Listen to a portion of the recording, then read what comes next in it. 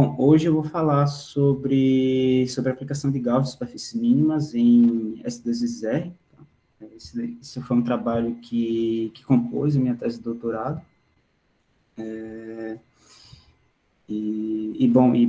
Somente para introduzir um pouco o trabalho, eu vou tentar falar primeiro, bom, não sei se...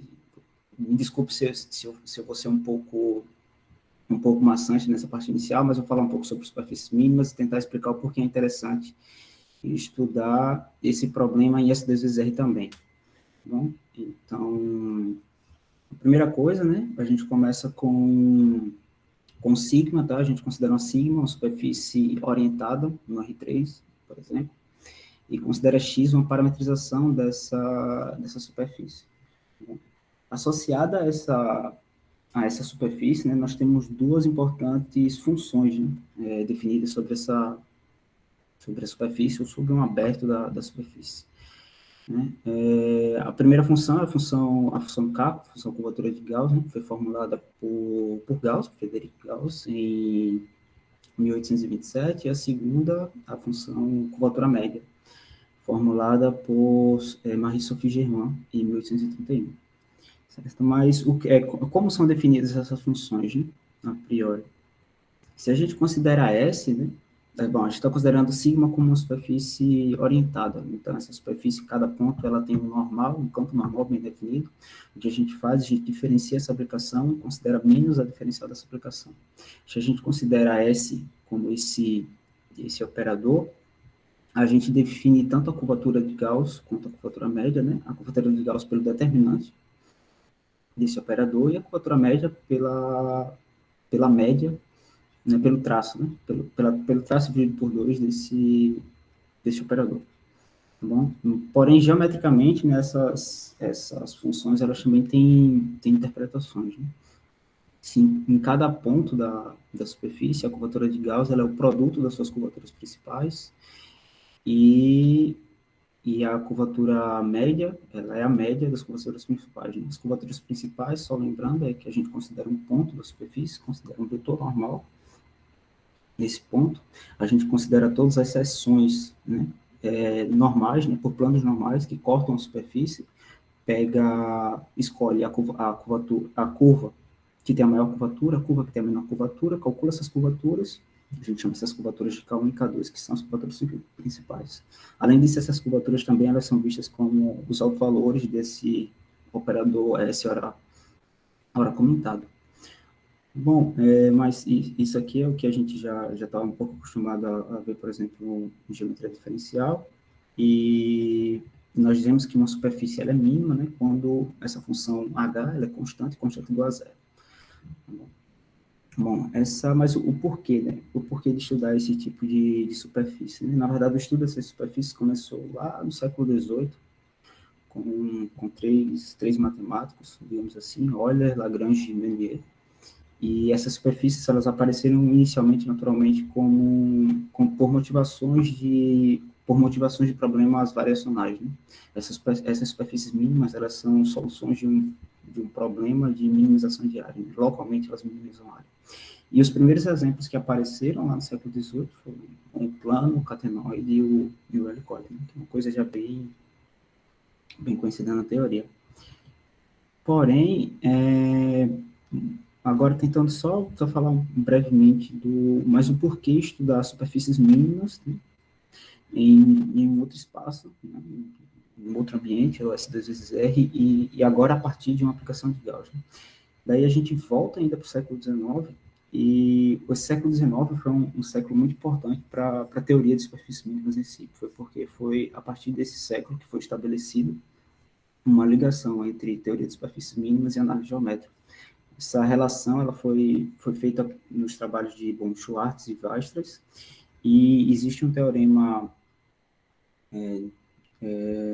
major, que é o teorema de representação de Weierstrass, onde, dado uma função meromorfa G e uma n-forma, uma um-forma holomorfa eta, definida em um domínio, que satisfazem uma certa condição dos polos. Então, se a gente considerar essa parametrização dada por essa fórmula que está aqui em destaque, essa parametrização, ela define uma imersão isométrica, uma imersão mínima conforme R3, cuja aplicação de Gauss é exatamente o G.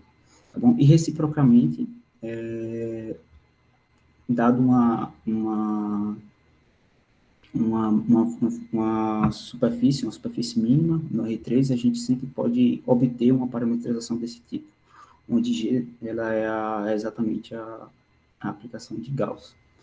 Tá bom? Então, o grande ponto é que, a partir desse resultado, né, a partir da representação de Weierstrass, vários exemplos de superfícies mínimas foram encontrados no R3, e, além disso, uma teoria começou a ser desenvolvida, né, os matemáticos começaram a perceber que a aplicação de Gauss ela fornece informações importantes sobre a geometria da superfície, né, e também até sobre a rigidez dela, ou seja, como ela está inserida dentro do espaço ambiente. Tá bom? E, bom, só nomeando, né, que os principais matemáticos que fizeram isso nessa época, bom, já um pouco mais tarde, no século XIX, em vários trabalhos do Weierstrass, Soares, Eneper, Riemann, Heisenberg, no século XX também, Osserman, Hoffmann, Kimotsu e Costa também, e no século XX, desculpa. Porém, essa percepção, né, de como a aplicação de Gauss influencia na geometria da superfície mesmo, mas não ficaram apenas em superfície R3. Isso também passou para a esfera tridimensional, para o espaço hiperbólico tridimensional, e essas superfícies mínimas também foram estudadas a partir das aplicações de Gauss pelos trabalhos de Bryant, de Kukubo, Kimotsu, Yamana, Wakagawa, e todos isso ainda no século XX. Então, é uma teoria que tem pelo menos aí uns 100 anos nas formas espaciais tridimensionais. Porém, novamente, né, mas o porquê olhar isso agora em S2 vezes R, né? Então, a gente volta um pouquinho, tá?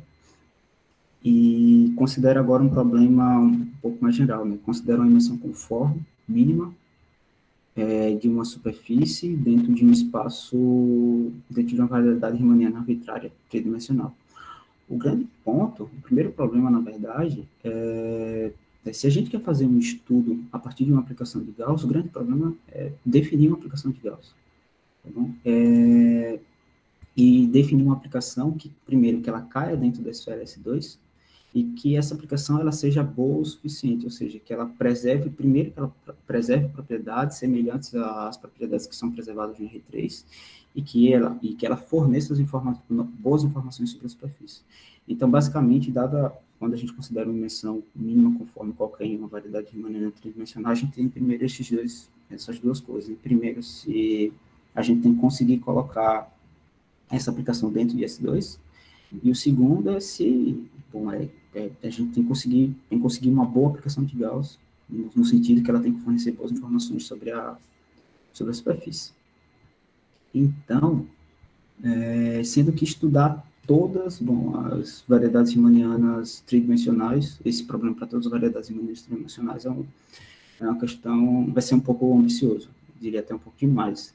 Então, o que a gente faz, a gente tenta restringir um pouco o nosso conjunto de variedades riemannianas tridimensionais, né? Primeiro, a gente vai colocar uma hipótese de homogeneidade, ou seja, a gente vai considerar uma variedade simplesmente conexa, homogênea, né? Homogênea é uma das formas de colocar isso em praça, né? Uma variedade é homogênea quando para quaisquer dois pontos sempre existe uma isometria global que leva um ponto no outro.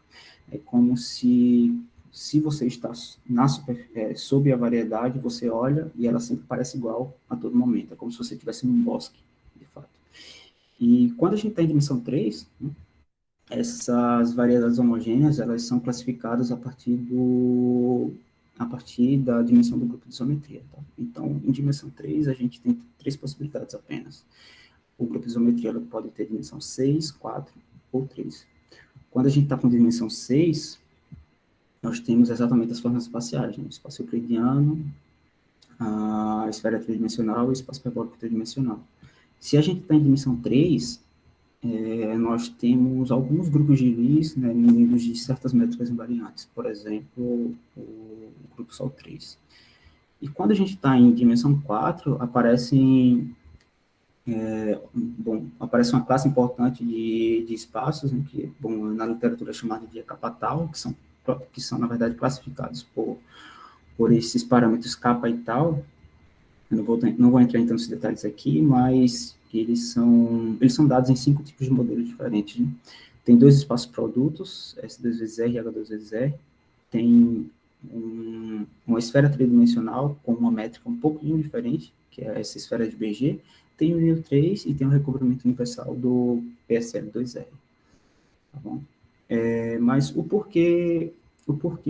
então, de certa forma, né, a gente pode entender as variedades homogêneas, né, de dimensão 3 como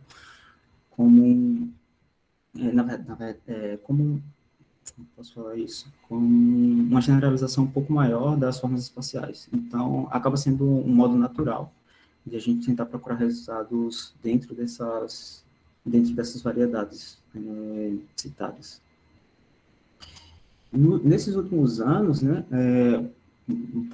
alguns matemáticos estudaram, né, superfícies mínimas a partir de aplicações de Gauss definidas nesses espaços, ou seja, eles consideraram superfícies mínimas dentro dessas variedades, encontraram boas formas de definir as aplicações de Gauss e fizeram um estudo profundo. Por exemplo, em H2 vezes R, esse estudo foi feito pela Isabel Fernandes e pelo Pablo Mira, e no NIL3, no grupo de Heisenberg, foi feito pelo Benoit Daniel, e no PSL2R também foi feito pelo Benoit, pela Isabel Fernandes e pelo Pablo Mira. Tá bom? Sendo que em 2011, né, com o Mix e o Pérez, eles estudaram superfícies com curvatura média constante em grupos de Lie tridimensionais simplesmente conexos, unidos de uma métrica invariante à esquerda. Eles escreveram, na verdade, um survey, que é um trabalho realmente bem bonito, e devido à estrutura de grupo de Lie dessas variedades, eles conseguiram unificar, de certa forma, a teoria para variedades homogêneas, tridimensionais, dando uma só aplicação de Gauss, e também eles obtiveram uma representação tipo Weierstrass para a superfície com curvatura média constante nesses ambientes. Desculpe, não para variedades tridimensionais homogêneas, mas para esses grupos de Lie tridimensionais simplesmente conexos. Porém, a gente tem um fato, né, tem um teorema, também conhecido na teoria, é que, com exceção desse espaço produto S2 vezes R, todas as outras variedades tridimensionais homogêneas, elas são... Ficou faltando aqui o homogêneo. Elas são isométricas a grupos de Lie unidos com métrica invariante à esquerda. Ou seja, com exceção de S2 vezes R, os resultados desenvolvidos por Mix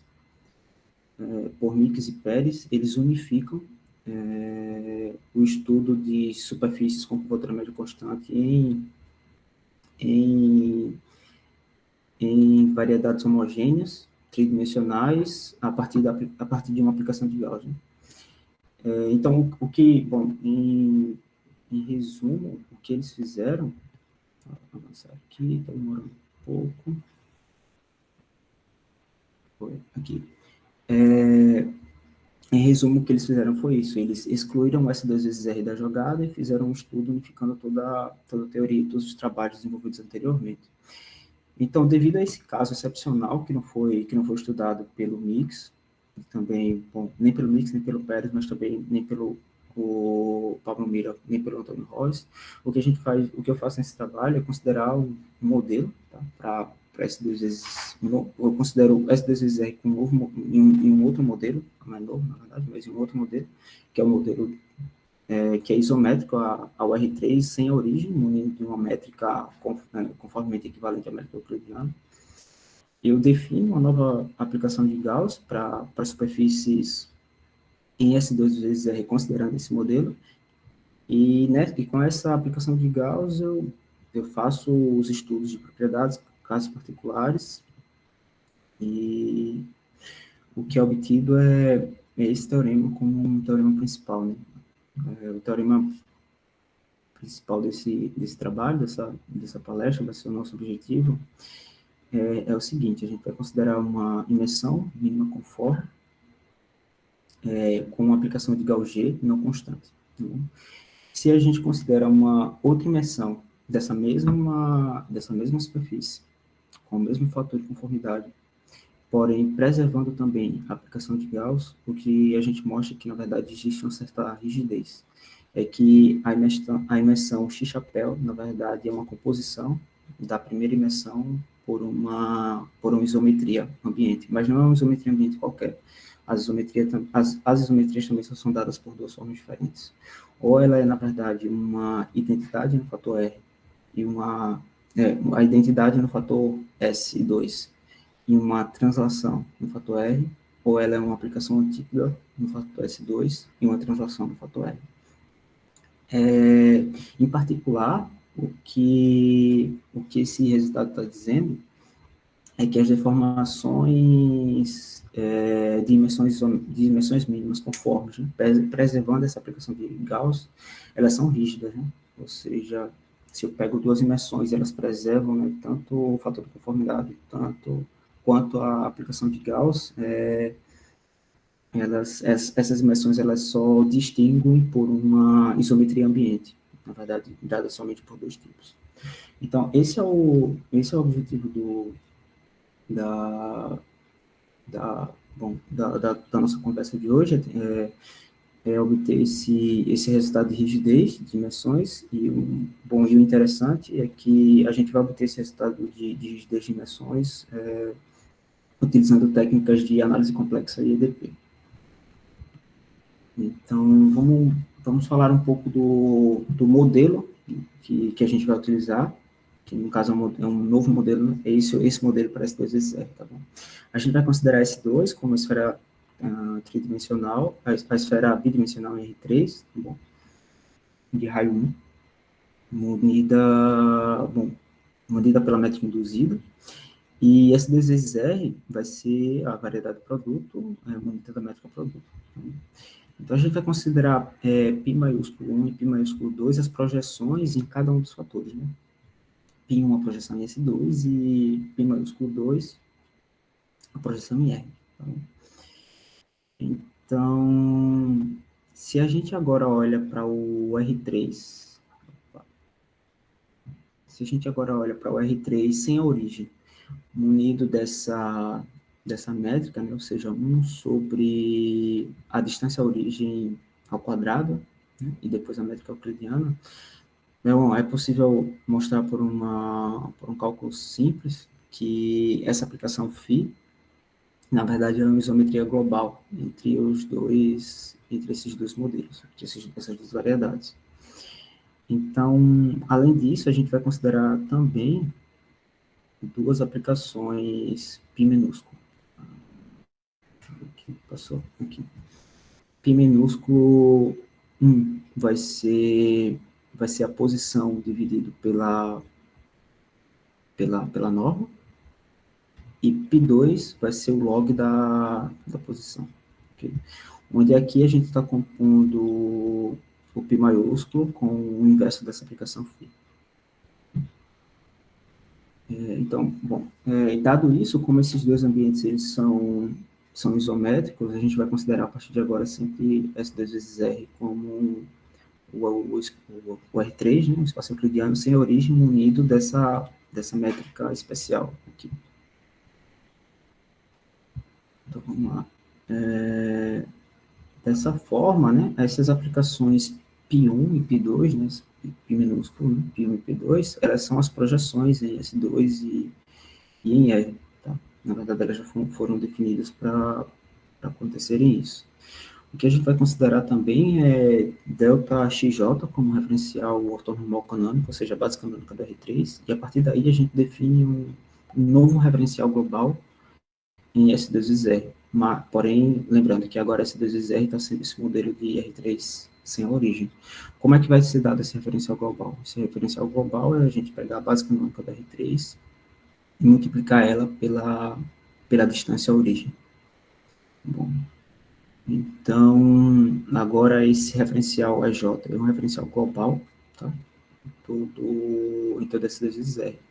E além disso, toda vez que a gente considerar agora um vetor que é tangente, tá bom? A esse 2 vezes R, se a gente quiser manter esse vetor tangente nas coordenadas do R3, a gente escreve como V1 de x1, V2 de x2, V3 de x3. Porém, se a gente quiser escrever ele nesse referencial EJ, a gente vai escrever com esses cochetes.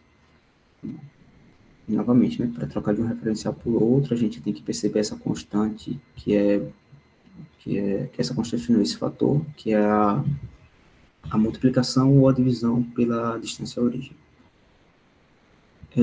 Então, se a gente olha para esse modelo, a gente também tem que ver como as isometrias agem, como ficam as isometrias nesse modelo. Né? O grupo isometria de S2R é um grupo que tem 4 componentes conexos, né? E ele é isomorfo ao produto, né, do grupo de isometria de S2 pelo grupo de isometria de R. Então, toda vez que a gente pegar uma isometria de S2R, a gente sempre pode pensar em uma isometria somente no fator de S2, somente no fator de R. Se a gente considera uma isometria direta, né, uma isometria que vai... Desculpa, se a gente considera uma isometria que preserva somente a isometria somente a orientação de R, ou seja, sendo uma translação no fator de R, essa isometria correspondente, né, no nosso modelo, ou seja, em R3 sem origem, ela é dada por essa expressão, ou seja, ela é uma exponencial a S, né, onde esse S é o fator de translação em R. O M aqui é exatamente a isometria de S2. Porém, se a F ela inverte a orientação da reta, o que vai acontecer é que a isometria correspondente no nosso modelo, ou seja, em R3 sem origem, ela vai ser exponencial a S, né, onde S foi o deslocamento que você fez na reta, e agora a gente vai ter que dividir pela distância origem ao quadrado. Né? E M aqui continua sendo uma isometria de S2. Então, a gente vai dizer que uma isometria ela é uma translação vertical quando esse M foi exatamente a identidade e a F preservar a orientação de R.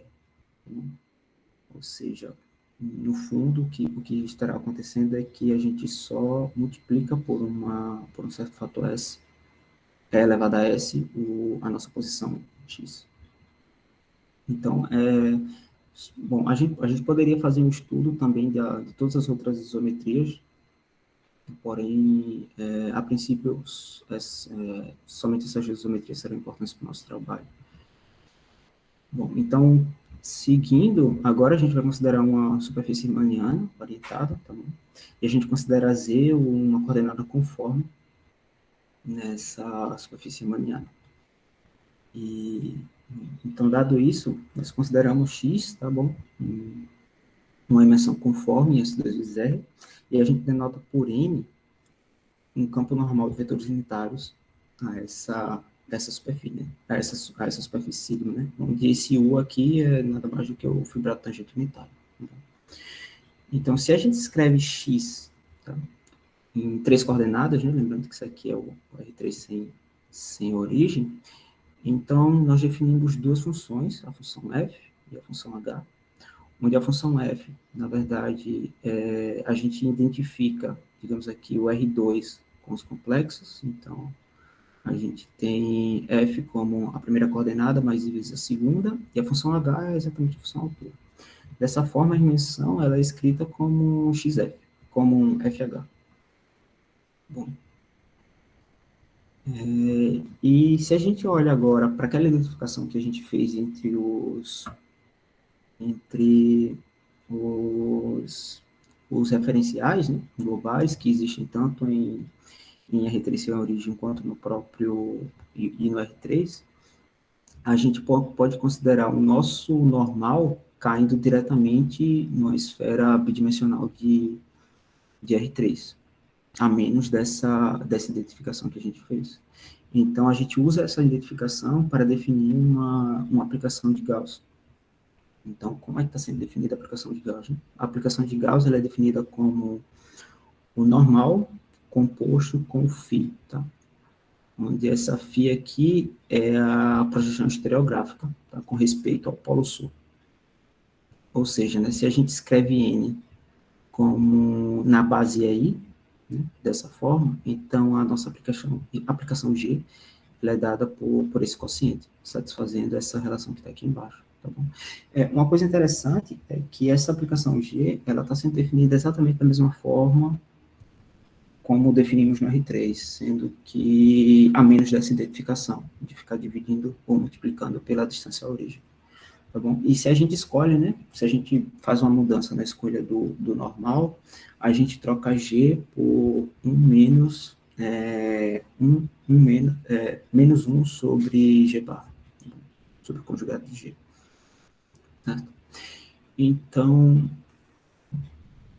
a gente considera eta, tá bom? Duas vezes HZ, lembrando que essa H aqui é nada mais do que a terceira coordenada, e em termos de F, né, e essa eta, nós verificamos, na verdade, é uma conta direta, que a conformidade que X é conforme se somente se a F e a eta satisfazem essa relação. O porquê eu coloquei essa expressão aqui é porque, bom, ela acaba sendo muito importante para todo o trabalho que vem a seguir. Uma observação importante é que se a gente considera uma isometria, né, MT, que preserva a orientação de R, e a gente considera agora X chapéu, né, como sendo F composta com essa isometria, a gente consegue verificar que o normal e a nossa aplicação de Gauss, elas variam dessa forma, ou seja, se N é o normal de X e G é a aplicação de Gauss de X, então a gente tem essas duas relações para G chapéu e para N chapéu, onde novamente M é uma isometria de S2, T é uma translação de R. E essa RM aqui vai ser uma matriz especial, uma matriz que pertence ao grupo especial unitário, tá bom? Em particular, se a M é ou a identidade ou a aplicação antípoda, a gente vai ter que o N chapéu é igual ao N e que o G chapéu é igual a G. Então, essa é uma outra observação importante. Bom, então, o que a gente vai começar a fazer a partir de agora é tentar relacionar os objetos que a gente definiu até então, ou seja, a aplicação de Gauss-G, aquelas funções f, h e a própria eta, com as propriedades que a gente vai pedir para a nossa imersão. Então, se a gente começa com a imersão conforme, a gente vai ter que ela é mínima se essas funções, né, a g, f, h e a eta, e a forma eta, e a função eta satisfazem esse sistema. Tá bom? Bom, isso também é uma conta direta que sai diretamente da definição de minimalidade. Sendo que uma coisa importante que sai dessa relação é que se a gente tem uma imensão conforme mínima, então vale essa igualdade. Note que essa igualdade ela está dizendo que a menos de uma integração multiplicada por uma constante positiva, a nossa função eta ela está inteiramente determinada por G. Bom, então, a nossa eta, essa é uma informação que a gente vai ter que guardar um pouco, é que a nossa eta, de alguma forma, ela é determinada por G. Né? Se a gente faz uma integração e depois, retira esse log. Então, a menos de uma integração por uma constante positiva, multiplicado por uma constante positiva, vale que a gente tem que eta é determinada por G. Bom, isso é um lema. Não vale a pena entrar em detalhes, mas também é uma conta que sai mais ou menos de forma direta.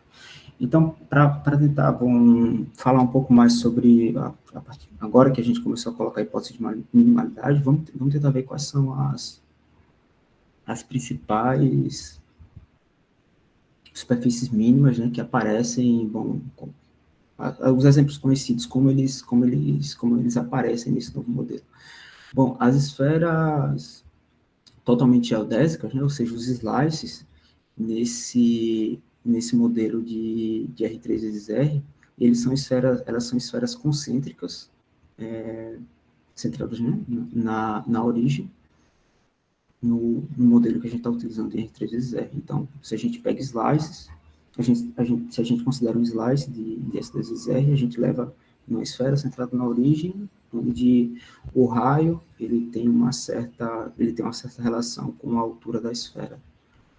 Se a gente considera cilindros verticais, né, subgeodésicas, ou seja, superfícies mínimas aqui em S2 vezes R, no modelo que a gente está trabalhando, no R3 sem origem, eles são levados em planos que passam pela origem. E nesse caso, não é difícil de ver que o G, né, que é a nossa aplicação de Gauss, vai ser constante. Tá bom?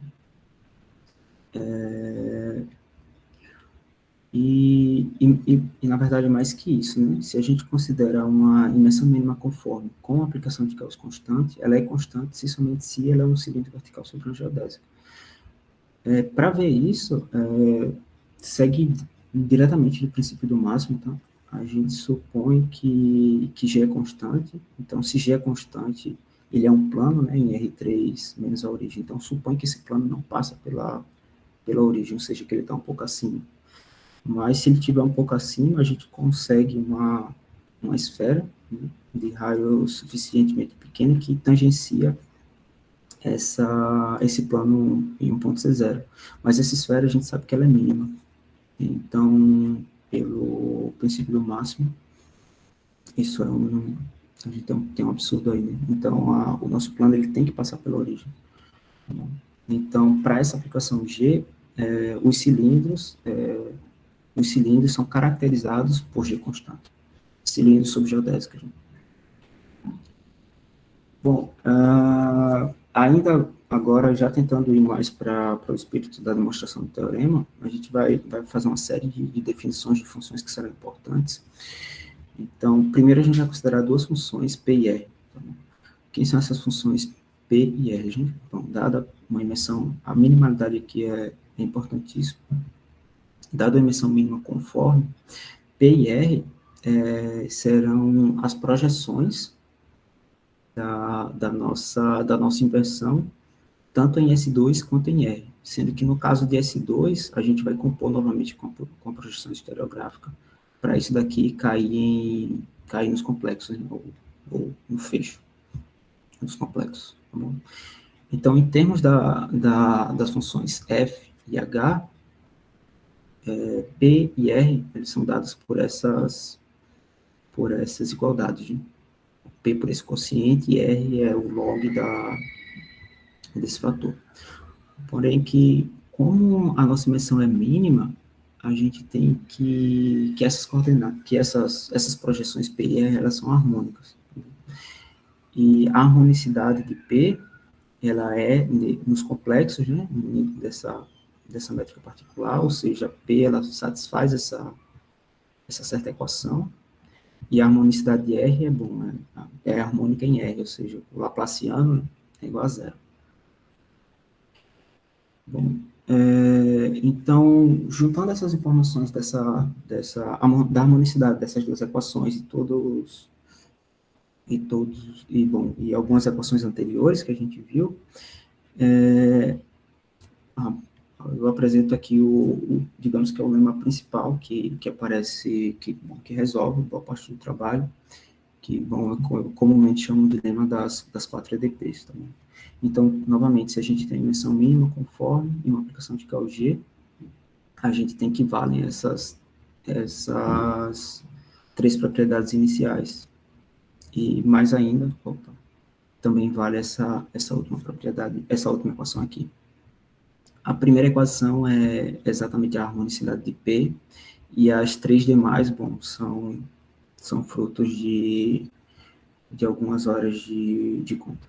Mas também não vale a pena entrar nisso, entrar em detalhes nisso, porque de fato é cálculo algébra. Bom, então note que a última equação é a equação de ordem 2 em G, porém de ordem 0 em P. Tá bom? Essa também é uma informação importante. Bom, então, guardando um pouco essas informações, eu sei que são muitas equações e, a priori, isso parece não dizer muita coisa, mas somente para a gente tentar entender um pouco a utilidade dessas equações, vamos tentar estudar alguns casos particulares antes de ir direto para a aplicação para a demonstração teorema. Bom, uma coisa que a gente já sabe é que se a gente fixa uma imersão, ela é mínima e conforme, se G é constante, então a gente tem um cilindro vertical sobre uma geodésica. Mas o que acontece quando, por exemplo, G ela quando G é anti-holomorfa, quando G é holomorfa, quando G é singular, quando G é harmônica. Então, isso são perguntas naturais da teoria. Então, a primeira delas, por exemplo, é que a primeira proposição, na verdade, é uma proposição de não existência. Na verdade, não existem dimensões mínimas conformes em S2R, cuja aplicação de Gauss, G, seja não constante e anti-holomorfa.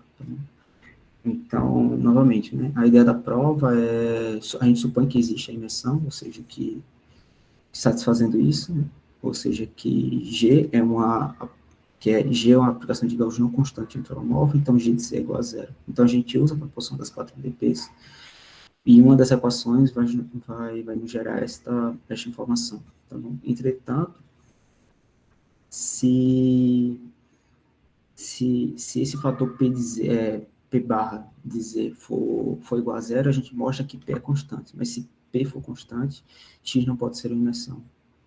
Por outro lado, se o outro fator for igual a zero, a gente mostra que G deve ser constante. E a gente está supondo que G não é. Então, o primeiro resultado que sai daquele lema, né, das EDPs, das 4 EDPs, é que não existem dimensões mínimas conformes cuja aplicação de Gauss seja não constante e anti-holomorfa.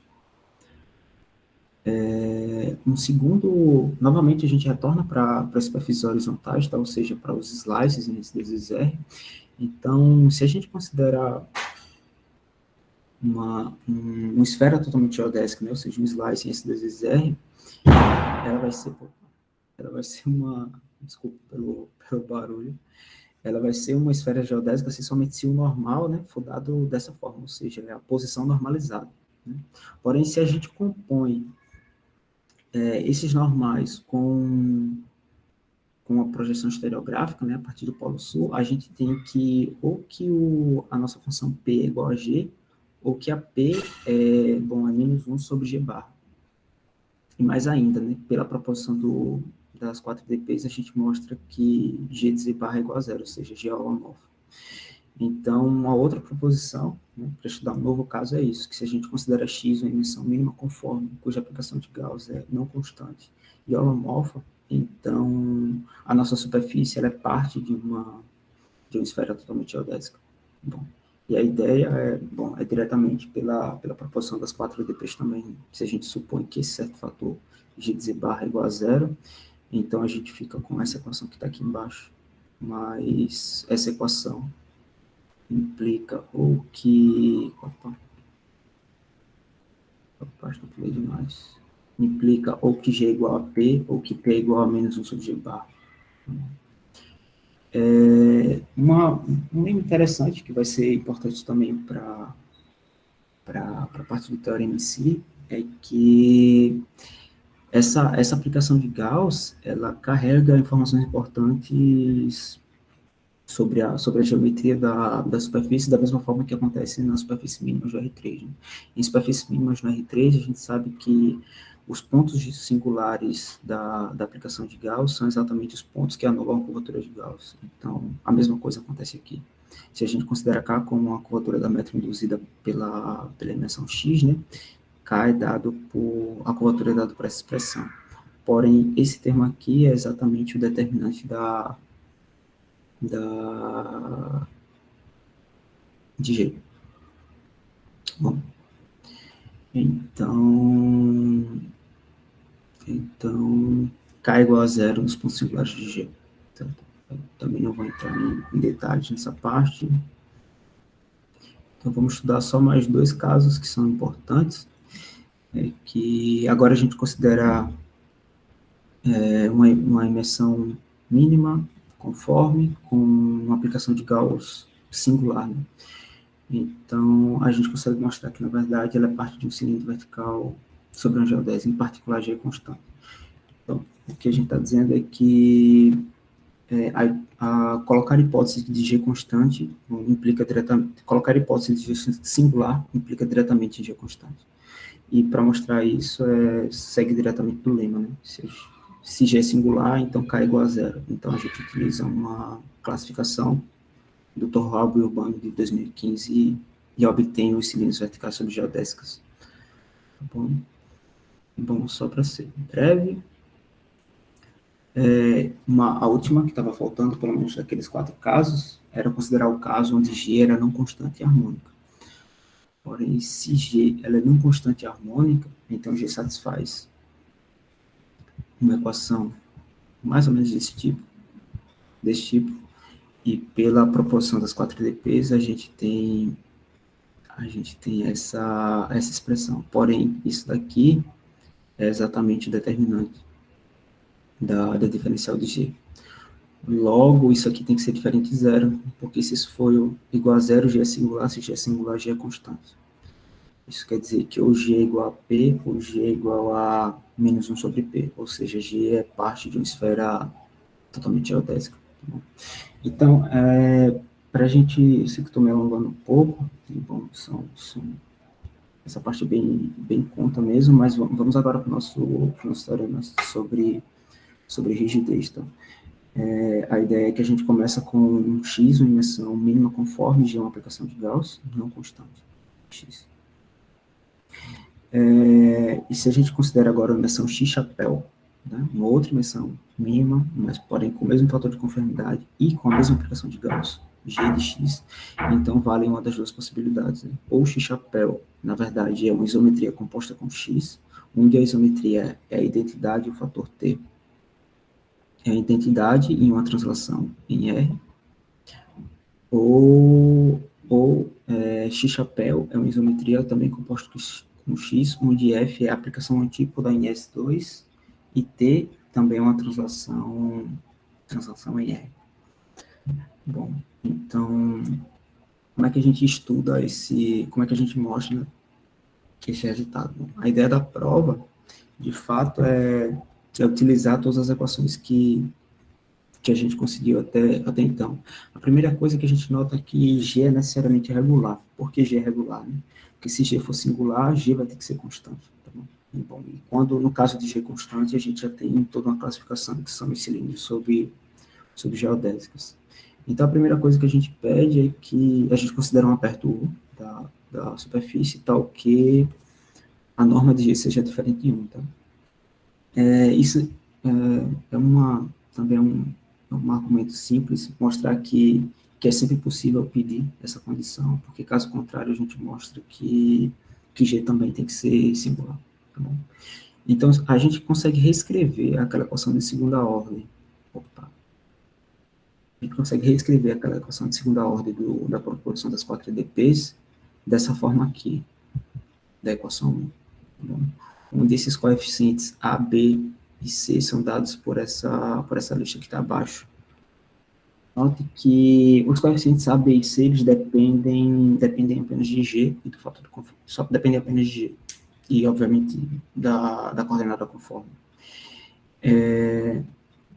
Então, o que a gente faz é considerar alguns casos inicialmente particulares dessa equação 1. A gente supõe que A, por exemplo, é igual a zero em algum ponto do nosso aberto. Se o A for igual a zero em algum ponto do nosso aberto, por aquela equação 1, a gente tem que ela se transforma nessa expressão. Mas essa expressão ela vai ter uma solução única, P de Z0 igual a zero, quando esse fator for igual a zero. Tá bom? Então, a primeira informação que tem é que a equação 1 ela tem uma solução única, P de C0 igual a zero, quando o A é igual a zero em algum ponto interior de U, né, em algum ponto de U. Se o A for diferente de zero, a gente reescreve a nossa equação 1 dessa seguinte forma. Porém, note que aqui aparece uma equação de segundo grau na variável P. E a gente consegue mostrar que essa equação ela vai ter duas soluções distintas, P de Z0, quando, novamente, o G de Z de Z0 for diferente de zero. Então, o que a gente tem aqui é que a equação 1 ela vai ter, no máximo, duas soluções distintas para cada P de Z0 em U, quando essa função G for não constante. Então, na verdade, essa é a informação-chave para a demonstração do resultado. Então, o que a gente faz? A gente considera agora x-chapéu uma inversão mínima, né, conforme, que tem a mesma aplicação de Gauss de x. Se o p-chapéu for igual ao p, né, então, pela definição do p, vale essa relação, ou seja, o x-chapéu é dado Q de z, uma certa função Q de z multiplicada por x, né? onde essa função Q é esse quociente aqui. A afirmação que eu faço, né, que a gente faz no trabalho, é que Q é constante, na verdade. E para mostrar que Q é constante, a gente precisa desse certo lema, tá? O segundo lema que aparece, que eu chamo do lema da função R, tá bom? E o lema, ele fala que a função R, ela pode ser obtida a partir de G e P a menos de uma integração por Z. Tá bom? É isso que esse lema está dizendo. A função R, ela pode ser obtida a partir de G e P a menos de uma integração por Z. Então, o que a gente faz é que, utilizando esse lema, a gente mostra que o log daquela função Q sendo derivado em z barra igual a zero. Ou seja, essa função ela é holomorfa, então ela é constante. Portanto, a gente tem que a nossa x-chapéu ela é uma composição, né, de uma isometria F do tipo identidade e translação com x, né, onde a translação é exatamente por log de Q0, onde Q0 é a constante, cuja função Q é. Agora a gente supõe que, na verdade, que P é diferente de P0. A afirmação é que P é diferente de P-chapéu. A afirmação, na verdade, é que P-chapéu é igual a menos 1 sobre P barra, né? E para mostrar que isso é verdade, o que a gente tem que fazer na verdade, verificar que menos 1 sobre P barra, ele satisfaz aquela equação de segunda ordem da proporção das 4 EDPs. E como existem apenas, no máximo, duas soluções distintas em cada ponto, então o P-chapéu tem que ser exatamente esse fator. Tá bom? Mais ainda, né, como P-chapéu e P barra satisfazem essa relação, isso implica que eles são pontos antípodas que, na verdade, que as pré-imagens dele pela projeção estereográfica são pontos antípodas nesses dois. Ou seja, a x-chapéu, a x-chapéu, ela é dada pela função Q de z, multiplicada por A, composto com x, onde A é a aplicação antípoda em S2 e Q de z é a mesma função hora definida. E pelo lema da função R, novamente, a gente tem que o log de Q, ele é holomorfo. Não, desculpa, a gente tem que o log de Q é holomorfo, então o próprio Q é holomorfo. E isso daí implica que o Q é constante. E, bom, concluindo da mesma forma que a anterior, isso demonstra que a nossa F, na verdade, ela é uma aplicação antípoda com uma translação, onde o fator que está sendo transladado também é o log de Q0. Então, isso finaliza o teorema e mostra que, na verdade, mostra, na verdade, que essa aplicação G é uma aplicação que carrega uma certa rigidez, que carrega uma rigidez da emissão mínima conforme, no sentido que, se a gente considera duas dimensões com essa mesma aplicação de G, essas dimensões têm que ser iguais, a menos de uma isometria dada por um desses dois tipos. Somente algumas observações antes de finalizar. A primeira é que, novamente, né, tendo uma emissão mínima conforme, pela definição, a gente tem que essa imersão ela é dada pela norma de x, né, e multiplicado pela inversa, pela aplicação, pela inversa da projeção estereográfica de P, dada por essa relação. Porém, se a gente olha a equação 2, bom, a equação 2 é aquela equação de segunda ordem, que aparece no lema das 4 EDPs. Aquela equação, todos os coeficientes estão, se vocês lembram um pouco, a gente tinha A multiplicado por um certo fator que dependia de P, B multiplicado por um certo fator que dependia de P, e C multiplicado por um certo fator que dependia de P igual a zero. Deixa eu voltar aqui para a equação. Essa equação aqui. A equação 2, né, ela está dizendo que, na verdade, P ele pode ser obtido a partir desses coeficientes. E todos esses coeficientes dependem apenas de G. Tá bom? Então, P pode ser obtido a partir de G. É isso que essa equação está dizendo. E também, obviamente, a menos de uma mudança pela aplicação antípoda, né, já que tem duas possibilidades.